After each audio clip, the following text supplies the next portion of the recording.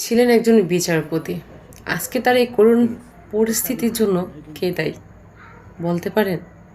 এখন বলবেন স্বৈরাচার, শেখ হাসিনা, এইতেই না।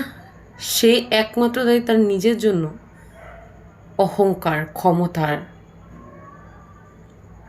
এগুলোর জন্য আজকে শুধুমাত্র সে দায়ী। একজন বিচারপতি, একজন উচ্চ শিক্ষিত, শিক্ষার কি, শিক্ষা এখন ধুলায় মিশে গেছে। আজকে তার অবস্থা রাস্তার একজন ভিখারি, যার কাছে কিচ্ছু নেই, তার অবস্থার মতো হয়ে গেছে। একটা নাম পাইছে শিক্ষিত, বাট কাজে লাগাইতে পারে নাই।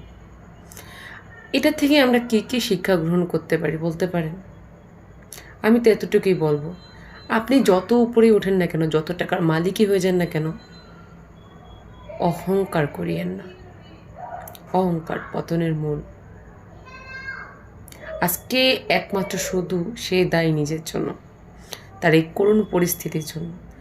ক্ষমতার অপব্যবহার তো অবশ্যই করেছে, তার সাথে নিজেকে অনেক বড় একজন মানুষ মনে করে ফেলছে, যে আমি যা বলবো সেটাই হবে, আমি ছাড়া কেউ নেই।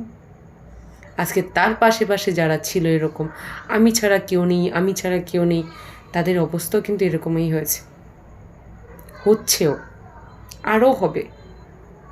মনে রাখেন, ক্ষমতা কখনো চিরস্থায়ী না। কী করছেন একটু ভাইবেন।